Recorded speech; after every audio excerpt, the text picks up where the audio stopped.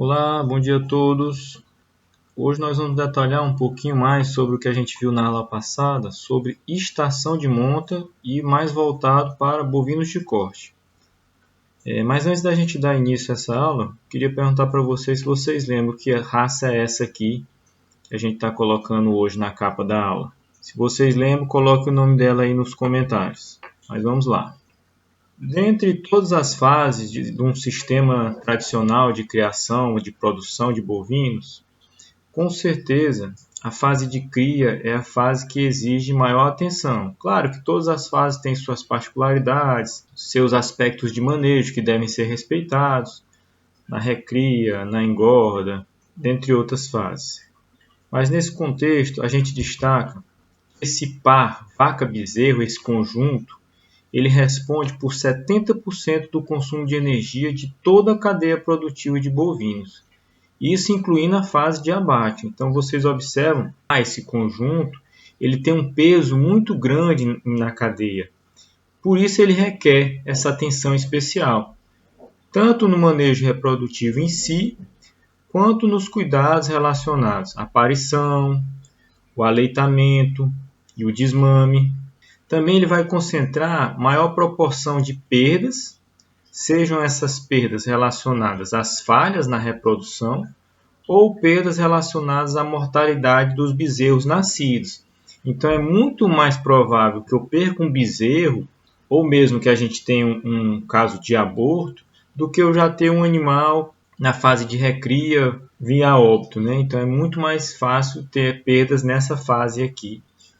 Então, dentro do nosso sistema, a gente tem que visualizar um sistema que seja adequado para a nossa realidade. Assim, a gente deve buscar vacas com uma boa adaptabilidade à nossa região e ao nosso sistema produtivo e com tamanho adulto compatível com os recursos disponíveis. Então, não adianta eu querer pegar uma raça grande, de alta produtividade, de alto marmoreio na carcaça, mas que ele não seja adequado à minha região e ao meu sistema de produção. Eu fazendo a opção por essas vacas adaptadas e de tamanho compatível ao meu sistema, eu vou ter um melhor custo de mantença, eu vou ter um custo mais favorável em relação à manutenção dos meus animais. Outra coisa que nós devemos estar atento é buscar a máxima natalidade e também manter vivos esses animais que nasceram, né? Então a gente também tem que estar atento à sobrevivência e à saúde dos bezerros. Também devemos buscar no nosso rebanho matrizes com elevado nível de fertilidade e habilidade materna para a gente conseguir isso aqui. Isso vai trazer para o nosso sistema uma boa relação custo-benefício de todo o conjunto produtivo. Então, são palavras que vão entrar em destaque em qualquer sistema de produção de cria: fertilidade e viabilidade. Vacas devem parir um bezerro todo ano e esses bezerros devem ser viáveis, devem sobreviver. Vamos lembrar um pouco também que a gente comentou na aula passada que a reprodução ela é uma função biológica nobre. Ela não é o primeiro aspecto que o animal, ainda que instintivamente, vá priorizar. Prioridade é o quê? É a vida. Em primeiro lugar, o que o animal tem que se fazer é se manter vivo. Após atendidas essas condições básicas, é que eles vão deflagrar os processos fisiológicos, tais como a síntese de hormônios sexuais, produção de gametas e expressar o comportamento sexual. Existe uma série de fatores que devem ser atendidos antes para que o animal possa, então, expressar e manifestar o comportamento sexual. E, claro, reproduzir-se. No caso das matrizes, um dos principais fatores que está relacionado com essa possibilidade de entrar em reprodução é justamente o score corporal. Isso também a gente comentou na aula passada, a gente não vai detalhar hoje. Você já sabe que a gente deve manter os nossos animais com a boa cobertura de carne e de gordura na carcaça e que isso melhora a possibilidade de prenhez e de viabilidade dos bezerros nas fases seguintes. Os bovinos são animais poliéstricos anuais, ou seja, tendo as condições, as suas prioridades atendidas, as fêmeas vão dar cio em qualquer época do ano. Mas se a gente não atende essas condições, não atende as prioridades de sobrevivência, de manutenção, de atendimento energético, essas fêmeas ela pode entrar em anestro. Que significa o que o anestro? Elas podem não apresentar o cio, elas vão ter ausência de cio, elas não vão manifestar e não vão realmente aceitar a monta e não vão ter aqueles hormônios responsáveis pela realização do ciclo se manifestando. Então, ela, mesmo que, digamos, um macho consiga realizar uma cobertura ou que a gente consiga realizar uma inseminação artificial, ela não vai ser viável. E o principal fator para esse animal manifestar o cio e ele ter essa ciclicidade hormonal é justamente o peso e a condição corporal. Se por algum acaso a gente tiver escassez de alimento, ela vai ter esse problema, esse bloqueio no eixo hipotalâmico hipofisário. Comentando assim, de que é necessária uma boa alimentação, qual é o período que vocês acham mais viável para a gente iniciar esses animais numa estação de monta, num período reprodutivo? Que a gente vai já comentar o que é essa estação de monta. Seria aqui no quadro 1, onde a gente tem uma boa oferta de pastagem, ou no quadro 2, que a gente praticamente não tem pastagem, ela está seca e em sua maior parte está formando talos. Qual seria mais interessante? Claro que aqui no quadro 1, né, que você tem a oferta de pastagem, o animal vai estar bem alimentado, ele vai ter o desencadeamento, a manifestação desse ciclo hormonal e a manifestação do cio em consequência, né? Então, a estação de monta vai entrar nesse contexto aqui como uma estratégia de manejo, onde a gente vai ter épocas que vai ter a vacada solteira, digamos assim, não vai ter o macho, e vai ter épocas que a gente vai introduzir o macho. E depois que o macho realizar essas coberturas, a gente retira novamente esse macho. E por que a gente faz isso? A gente vai buscar concentrar os partos e, consequentemente, os manejos todas essas operações que a gente realiza com os nossos bezerros e nas fases seguintes também, a gente vai ter uma concentração dessas operações. A gente vai ter processos com data e hora marcada de serem realizados. Seja ele o desmame, a vacinação, a vermifugação.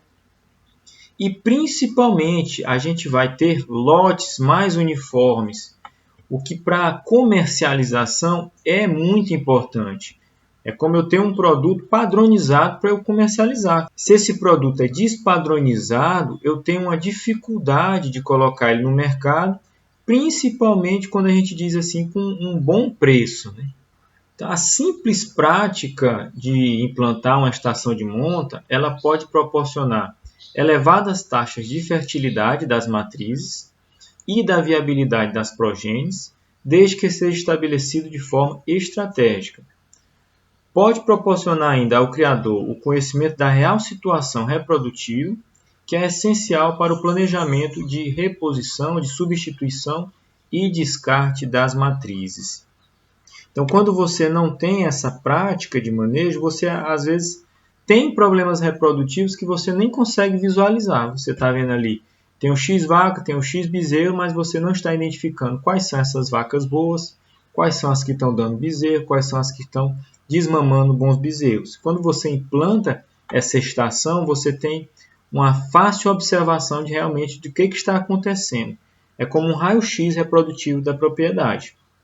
E com o estabelecimento dessa rotina básica de manejos, no contexto dos sistemas de cria, sem a necessidade de qualquer investimento para a sua aplicação, pode proporcionar um aumento da margem bruta de até 31%. Então, você vai aumentar a rentabilidade do sistema.